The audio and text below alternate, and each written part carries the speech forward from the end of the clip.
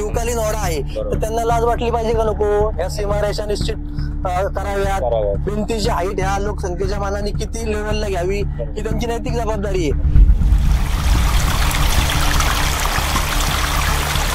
पण मूळ प्रश्नाला कोणी इथं जे नगरसेवक आहेत ज्यांनी इथं सत्ता भोगली, जे या जनतेकडे मतं मागायला दारात आली होते, त्यांनी आजपर्यंत वळून यांच्याकडे पाहिलेलं नाहीये आणि इथले नागरिक आज भीतीदायक अवस्थेत आहेत.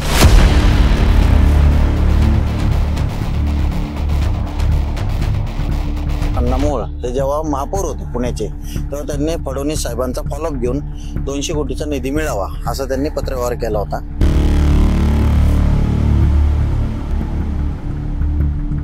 आमदार येतात, खासदार येतात, किती निधी येतात, जिरवले जातात. एकाच कामाला 2-2 वेळा टेंडर कसं हस्तगत केलं जातं हे सुद्धा आम्हाला माहिती आहे.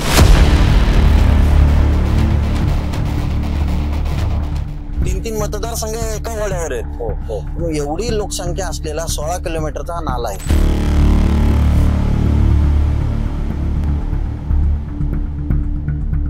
2019ला महापूर आला होता, याच्यामध्ये या SRAच्या पहिल्या मजल्यापर्यंत पाणी गेलं होतं.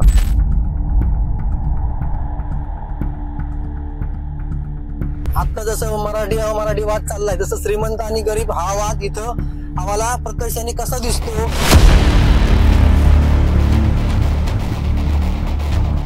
टेंडर प्रक्रिया रद्द करण्यात आली आंबिलवाडा सीमा भिंतीला कारण राज्य सरकारने निधी दिला नाही.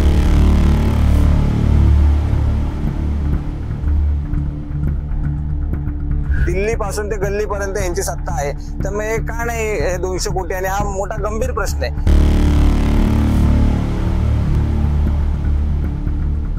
पण अण्णा 1 वर्ष झाली, आता 1 वर्ष झाले त्यांना पूर्ण त्यांच्या खासदारकीला, तो निधी आलाच नाही. म्हणून मी सांगतो की मी हयात असंच तोपर्यंत स्मार्ट सिटी होऊ शकत नाही. ती काळ्या दगडावरची पांढरी रेष आहे. पुण्यातल्या ऐतिहासिक आंबिलवड्याला पुराची स्थिती निर्माण झालेली आहे. इथले जे स्थानिक नागरिक आहे, स्थानिक जे रहिवासी आहे, त्यांच्यामध्ये एक भयाचं वातावरण निर्माण झालेलं आहे. त्यांचा असा आरोप आहे की इथं जी सीमा सुरक्षा भिंत आहे तिला विशेष 200 कोटीचा निधी तिला जाहीर झालेला होता. निवेदिता प्रत्येक सुद्धा राबवण्यात आलेली होती. त्यानंतर तो विषय त्याला खो देण्यात आलेला आहे. आपल्याबरोबर काही स्थानिक नागरिक आहे, आपण त्यांच्याशी बातचीत करून जाणून घेऊया काय आहे मुद्दा. दादा, सीमा भिंतीला 200 कोटीचा निधी झालेला होता, आज पण ती जी स्थिती पहिली होती ती पण आज आहे. अर्धवट भिंती दिसत आहेत, काय सांगाल? हे बघा, 200 कोटी रुपये खासदार मुरलीधर अण्णामोळ हे जेव्हा महापौर होते पुण्याचे, तेव्हा त्यांनी फडणवीस साहेबांचा फॉलोअप घेऊन 200 कोटीचा निधी मिळावा असं त्यांनी पत्रव्यवहार केला होता. त्या पत्रव्यवहाराला फडणवीस सरकारने त्यावेळेस चांगलं प्रत्युत्तर देऊन त्यांना 200 कोटी निधी देण्याचा GR दिला. तो GR घेऊन अण्णा महानगरपालिकेत आले, सगळ्या भाजपच्या नगरसेवकांना घेऊन आले वाजत गाजत, आणि त्यांनी ते पत्र आयुक्तांना दिलं. हे जे आपल्याकडे बातमी सुद्धा आहे त्यावेळेच्या झालेल्या. त्यानंतर सगळ्या पेपरनी ती दखल घेतली, वा चांगलं काम केलं म्हणून. त्याच्या पुढे गेलो आपण की खासदारकीची इलेक्शन आली, पुण्यात बॅनर लागले, धन्यवाद फडणवीस साहेब, तुम्ही पुणेकरांच्या सीमा भिंतीचा, कारण हा 16 किलोमीटरचा नाला आहे, अर्ध पुणे ह्याच्यावर बसलंय. 3 मतदारसंघ येतात त्यामध्ये, हो पाठपुराव्याला यश आलं म्हणून 3-3 मतदारसंघ एका वड्यावर आहेत. एवढी लोकसंख्या असलेला 16 किलोमीटरचा नाला आहे. ह्या नाल्याच्या काठी नुसतेच गरीब लोक राहतात का? नाही, काही स्टँडर्ड सोसायटी आहेत, करोड रुपयाचे फ्लॅट घेतलेले, ट्रेजर पार्क सारखी सोसायटी आहे, तिथल्या लाखो रुपयाच्या गाड्या त्यावेळेस होऊन गेलेल्या आहेत 2019च्या पुरामध्ये. मग एवढं सगळं त्यांनी गाजावाजा केला, निधी आला म्हणून बोलले, पण खासदारकीचे इलेक्शन झाली, लोकांनी मतदान केलं, त्यावेळेस रवींद्र धंगेकर उभे होते. पण हा सेन्सिटिव्ह विषय होता, त्यामुळे बहुतेक लोकांनी धंगेकरांना त्यावेळेस न निवडता दिलं असेल, मोहळांना मतदान केलं. त्या मतदानाच्या जोरावर ते निवडून सुद्धा आले. पण अण्णा 1 वर्ष झाली, आता 1 वर्ष झाले त्यांना पूर्ण त्यांच्या खासदारकीला, तो निधी आलाच नाही. मागच्या मे महिन्यामध्ये पुणे महानगरपालिकेच्या बातम्या वाचल्या आम्ही, सामनाला आलेली, लोकमतला आलेली बातमी बघितली. त्यामध्ये असं लिहिलं होतं, टेंडर प्रक्रिया रद्द करण्यात आली आंबिलवाडा सीमा भिंतीला कारण राज्य सरकारने निधी दिला नाही. पण विशेष निधी जाहीर झाला ना. आता मला सांगा, विशेष निधी जर जाहीर झालाय त्याचा जर GR अण्णा घेऊन आलेत खाली तर निधी का नाही दिला, हा सर्वात मोठा आम्हाला पण पडलेला प्रश्न आहे ना. आम्ही तर नागरिक आहे किंवा या भागात शिवसेना महाविकास आघाडी म्हणून आम्ही काम करतोय, आम्ही एवढे नेते नाही ना. आता हा खरा प्रश्न आहे, याचं उत्तर खरं अण्णांनी दिलं पाहिजे, भाजपच्या इथल्या शहराध्यक्षांनी दिलं पाहिजे, मोठ्या मोठ्या आमदारांनी खासदारांनी दिलं पाहिजे ना. इथं 6 आमदार आहेत भाजपचे पुणे शहरामध्ये, 2 खासदार आहेत, राज्यसभा खासदार आहे, निवडून आलेले खासदार आहेत, मंत्री आहेत. यांना थोडक्यात पुणे शहरामधले जेवढे भाजपचे खासदार नगरसेवक आहेत, 100 नगरसेवक आहेत, एवढी लोक असताना 5 जण आमचे अजून पडून नेलेत शिवसेनेतले, म्हणजे 105 झाले. एवढे नगरसेवक असताना, एवढं सगळं असताना फेल गेलेत, 100% फेल गेलेत. फेल काय झालं? इथले जे स्थानिक नागरिक आहे ज्यांनी ह्या मुद्द्यावर मतदान केलेलं त्यांचं काय? हे बघा, हेच सांगतो ना, आज हे नागरिकांची फसवणूक झाली. हे झालं 200 कोटीच्या निधीचं. आता त्याच्या आधीचा एक किस्सा तुम्हाला सांगतो, मार्च महिन्यामधला. ही समोर जी अर्धवट सीमा भिंत तुम्हाला दिसते, त्यामध्ये खाली जो 15-20 फुटाचा खड्डा आहे, त्यामध्ये डबकं साचलंय, त्यामध्ये 100% डेंग्यू मलेरियाचे झाले असतील. गेले मी 2 महिने इथे येतो, हे कंटिन्यू आहे तसंच वातावरण आहे, तसंच वातावरण आहे.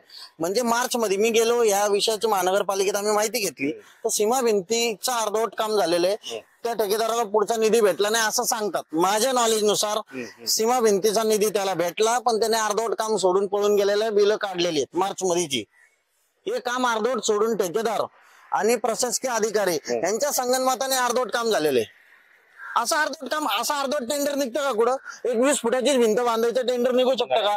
पूर्ण मोठी भिंत आहे ना, त्यात पण पूर्ण पाहिजे ना, का अर्धवट रस्ता करायचा आणि पळून जायचं. तशी अर्धवट भिंत केली, पुढे भिंतच नाही. बघा इथं भिंत नाहीये, मध्ये पण भिंत नाहीये, आणि त्याच्या पुढे पण भिंत. संबंधित ठेकेदाराला जाब कोणी विचारलं नाही का? आता हे काम आहे खरं, आपण तर करदाते आहोत, हे काम कोणाचं आहे? का अधिकाऱ्यांचं आहे? पण इथं काय झालंय माहिती का, तेरी बी चूप मेरी बी चूप, आणि सगळे मिळून आहे ना लुटायचं काम चाललंय महानगरपालिकेला.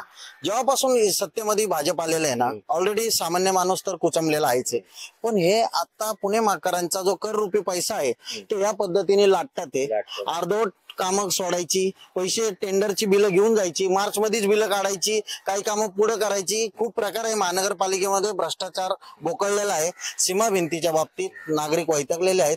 आणि खरं सांगतो तुम्हाला, भविष्यामध्ये आता ही SR आहे, ही झोपडपट्टी पुनर्वसनची बिल्डिंग आहे, जर खरंच पूर आला त्या लोकांनी करायचं काय? कुठं जायचं? मनुष्य हानी व्हायची 100% आहे, वित्त हानी तर होणारच आहे, पण मनुष्य हानी सुद्धा होऊ शकते, कारण आता पावसाने अंदाज वर्तवलेला आहे आणि पूर येऊ शकतो. त्यामुळं खरं यामध्ये प्रशासनाने आणि अण्णांनी पण, जर जे म्हणले होते खरंच GR आणलाय, निधी आणलाय, यांनी लक्ष दिलं पाहिजे. नाही तर आम्हाला शिवसेना म्हणून आता ओढ्यामध्ये बसून आंदोलन करावं लागेल. घाणीचं साम्राज्य पसरलेलं आहे, लोक राहतात, आरोग्य धोका निर्माण झालेल्या आरोग्याला, काय सांगाल? या भागामध्ये राहणारी लोक खरं तर या आत्ताच्या नगरसेवकांना त्यांनी पाहिलेलंच नाहीये. इथे जे काही 4 भाजपचे नगरसेवक होते ते या भागामध्ये कधी काम करताना त्यांना दिसले नाहीये. त्यांचे अनेक प्रश्न या ठिकाणी आहेत. ड्रेनेजचे प्रश्न आहे, इतर रोगराई, जे मच्छर वगैरे आपण बघतो, अशा डेंग्यू वगैरे सारख्या मोठ्या मोठ्या आजारांची सुद्धा इथं म्हणजे धोका आहे. पण इथले प्रशासकीय अधिकारी सुद्धा इथं आम्ही जेव्हा फॉलोअप घेतोय तेव्हा ते इथे येऊन पाहणी करून गेलेत. पण मूळ प्रश्नाला कोणी इथं जे नगरसेवक आहेत ज्यांनी इथं सत्ता भोगली, जे या जनतेकडे मतं मागायला दारात आली होते, त्यांनी आजपर्यंत वळून यांच्याकडे पाहिलेलं नाहीये. आणि इथले नागरिक आज भीतीदायक अवस्थेत आहेत. कारण ज्या वेळेस आपण बघितलं 2019ला महापूर आला होता, याच्यामध्ये या SRAच्या पहिल्या मजल्यापर्यंत पाणी गेलं होतं. असे देखील असताना सुद्धा, आणि ही सगळी संपूर्ण घटना मला वाटते आत्ताचे खासदार मुरली अण्णा मोहोळ यांना माहिती होती. ते या सगळ्या गोष्टीला जबाबदार आहेत. त्यांनी 200 कोटी निधी आणल्याचा जो वावगा केला होता तो सुद्धा फेल ठरलेला आहे. 200 कोटी निधी आलेला नाहीये. आणि आता सुदैवाने ते खासदार आहेत, त्यांचे त्यावेळेस उपमुख्यमंत्री, पण आता ते देवेंद्र फडणवीस साहेब आता मुख्यमंत्री सुद्धा आहेत, आणि केंद्रात आपले नरेंद्र मोदी साहेब सुद्धा पंतप्रधान आहेत. एवढी दिल्ली पासून ते गल्लीपर्यंत यांची सत्ता आहे. त्यामुळे का नाही 200 कोटी? आणि हा मोठा गंभीर प्रश्न आहे. ज्या वेळेस एखादा मोठा प्रकोप होतो तेव्हा अनेक लोकांचं नुकसान होतं, आणि अशी सगळी परिस्थिती माहिती असून सुद्धा हे पुण्याचे जे आता सत्ताधारी आहेत हे काय याच्यामध्ये लक्ष देत नाहीत. आज आता पावसाळी अधिवेशन सुरू आहे, इथले एकही आमदार हा विषय तिथे घेत नाहीयेत. याचीच मला वाटते सगळ्या मतदारांनी दखल घेतली पाहिजे. हे सगळे निष्क्रिय आमदार आहेत, हे सगळे निष्क्रिय खासदार आहेत. पुणेकरांना एक प्रकारे यांनी फसवणूक केलेली आहे, आणि पुणेकरांना आता यांना जर का धडा शिकवायचा असेल तर आगामी इलेक्शनला एखाद्या चांगल्या काम करणाऱ्या पक्षाला किंवा मला वाटतं काँग्रेस सारख्या एखाद्या जो दिल्लीमध्ये विरोधी पक्षात जे आमचे नेते राहुलजी गांधी काम करतात अशा वेल एज्युकेटेड माणसाला आता सत्ता द्यावी आणि भारताचं भविष्य नक्कीच चांगलं होईल असं मला वाटतं. ओढ्याचं पाणी कुठपर्यंत घुसलेलं घ्यावेळेस इथे? त्यावेळेस एवढ्याचं पाणी ह्या एसआरएच्या पहिल्या मजल्यापर्यंत आलं होतं आणि अनेक त्यावेळेस इथले जे स्थानिक लोक आहेत त्यांनी इथल्या लोकांना स्वतःच्या खांद्यावर बसून वगैरे अशा प्रकारे मदत केली होती आणि इथले जे त्यावेळेसचे नगरसेवक होते यांनी इथे येऊन लोकांना किट वगैरे वाटले. म्हणजे अशा दुःखाच्या वेळेस ठीक आहे त्यांनी ते चांगलं काम केलं असेल पण त्यांनी त्याची पुढची भूमिका होती. टेम्पररी सोल्युशन झालं ना ते टेम्पररी सोल्युशन झालं. त्यांनी परमनंट आता त्यांचे जे खासदार आहेत त्यांना जाऊन भेटीगाठी केल्या पाहिजेत की साहेब आमच्या इथला हा प्रश्न आहे हा मार्गी लावा. लोक इथं अडचणीत आहेत, लोक इथं भयभीत आहेत पण ते कुठेही तशा प्रकारे काही काम करताना दिसत नाहीत. इलेक्शन आले की मात्र ते फिरणार गाजावाजा करणार आणि मला वाटतं त्यावेळेस पुन्हा एकदा ते जी आर कुठं तो असेल तर बाहेर काढतील आणि लोकांना सांगायला येतील की आम्ही हा सीमा भिंती प्रश्न आम्ही मार्गी लावू. पण लोकांनाही आता लक्षात आलेलं की ही सगळी मला वाटते ही अशी भारतीय जनता पार्टी आहे की फसवती आणि चमकोगिरीचं राजकारण करतील. लोकांना इलेक्शन पुरतं काहीतरी नवीन आश्वासनं द्यायची. आता हा आंबेलवाडा हा शिवकालीन आहे. माझ्या जन्माच्या कित्येक वर्ष आधीपासून तो वाहतोय. आता ह्या प्रशासन म्हणजे महानगरपालिका असो त्याच्यामध्ये जिल्हाधिकारी साहेबांपासून महानगरपालिकेचे जे आयुक्त असतील एवढ्या क्षेत्रीय कार्यालय असेल त्यांचं ही जी शासन व्यवस्था आहे म्हणजे ते आपल्याकडे प्रशासक म्हणून काम करतात तर त्यांची नैतिक जबाबदारी काय आहे? पाऊस यावा म्हणून पहिलं तिथं जाऊन त्यांनी सर्वे केला पाहिजे की कुठल्या भागाला फटका बसणार आहे. अधिकारी काय पाहणीसाठी येत नाही? पाहणीसाठी कधीच येत नाहीत आणि आलेही नाहीत. जेव्हा एखादी गोष्ट कार्यकर्ते असो किंवा लोक कालवा करताना दिसतात तेव्हा ते अधिकारी ढँटडँग करून नॉमिनली येतात बघतात. आता ही परिस्थिती तुम्हाला बघा जर आंबेलवाडा कितीतरी वर्ष याचा इतिहास आहे शिवकालीन ओढा आहे तर त्यांना लाज वाटली पाहिजे का नको? ह्या सीमारेषा निश्चित कराव्यात.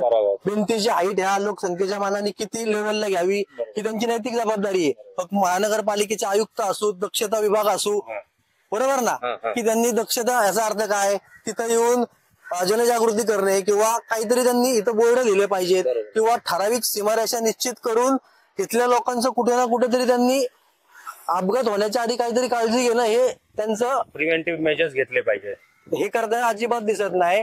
तर इथं फक्त जे काम होतं ते चांगल्या एरियासाठी आहे हे सर्वसामान्य म्हणून मी महानगरपालिकेचे आयुक्त असो संबंधित क्षेत्रीय कार्य अधिकारी असो ते फक्त आता जसं मराठी वाद चाललाय तसं श्रीमंत आणि गरीब हा वाद इथं आम्हाला प्रत्यक्षाने कसा दिसतो की तुम्ही इथली परिस्थिती बघा आणि संबंधित लोकमान्य नगर असो किंवा जो पेठ एरिया असो बऱ्यापैकी तुम्हाला तिथं चांगलं चकाचकाट वाटतो पण इथं वाटतंय का ही जी परिस्थिती आहे ही करण्यासाठी सर्व प्रशासकीय अधिकारी जबाबदारी असं मी म्हणतो. कारण त्यांची नैतिक जबाबदारी काय आहे? आमदार येतात खासदार येतात किती निधी येतात जिरवले जातात. एकाच कामाला 2-2 वेळा टेंडर कसं हस्तगत केलं जातं हे सुद्धा आम्हाला माहिती आहे. आज जर आमच्यासारखा सर्वसामान्य नागरिक क्षेत्रीय कार्यालयात जाऊन जेव्हा कलम 4 नुसार माहिती अधिकाराच्या आणि कलम 60 नुसार तिथल्या कार्यालयाची माहिती मागतो म्हणजे आयुक्ताचं काम काय आहे प्रशासक अधिकाऱ्याचं काम काय आहे तिथल्या जे महानगरपालिकेचे सेवक आहेत ते किती आहेत कचरा वेचक किती आहेत चतुर्थ कामगार किती आहेत हे सगळ्यांची जेव्हा आम्ही विचारणा करतो तेव्हा ते खरंच रोडवर दिसतात का काम करताना? हे अजिबात काही दिसत नाही. आता 3 ते 3.5 वर्ष प्रशासन काम करते नगरसेवक नसल्यामुळं मग ती सत्ता कुणाची असो अगर नसू तर माझं प्रामाणिकपणे असं मत आहे की हे अधिकारीच जे आहेत ते ह्याची मेन मुसीबत आहेत असं म्हणण्याला. पण शासनाचंच काम असतं ना प्रशासनावर लक्ष ठेवायचं असतं पण त्या अधिकाऱ्यांना जो कर स्वरूपात आम्ही पगार देतो त्यांची नैतिक जबाबदारी पण आहे ना की नेमकं बजेट कुठे टाकलं पाहिजे गरजेचं काय आहे. हे एक शेवटचा प्रश्न पुण्याला स्मार्ट सिटी म्हणून आता बघतात आहे की स्मार्ट सिटी होणार आहे अशा या पद्धतीने होणार का स्मार्ट सिटी? मला वाटते माझा जीवन कालावधी संपून जाईल माझा वैयक्तिक तरी पण याला स्मार्ट सिटी म्हणता येणार नाही. कारण इथं अशा एवढ्या पायाभूत सेवा सुविधांचा पण तुटवडा आहे तर कशी तुम्ही होणार सांगा ना. पायाभूत सेवा सुविधांचा अर्थ काय? गटार रस्ते पाहिजे ना. तुम्ही आता इथून आला तर तुम्हाला काय दिसलं इथं परिस्थिती? स्मार्ट सिटीचा करण्यासाठी या सर्व प्रशासकीय अधिकाऱ्यांना ज्यांना नगरसेवक व्हायचंय ज्यांना मोठे मोठे आमदार खासदार व्हायचंय त्यांनी अभ्यास करणं गरजेचं आहे. त्यांनी ऑल ओव्हर कंट्री जाऊन तो अभ्यास करावा की कचरा कसा जिरवला पाहिजे, कचऱ्याचं व्यवस्थापन कसं केलं पाहिजे, तेव्हा हे सुटल. म्हणून मी सांगतो की मी हयात असं तोपर्यंत स्मार्ट सिटी होऊ शकत नाही. ही काळ्या दगडावरची पांढरी रेष आहे.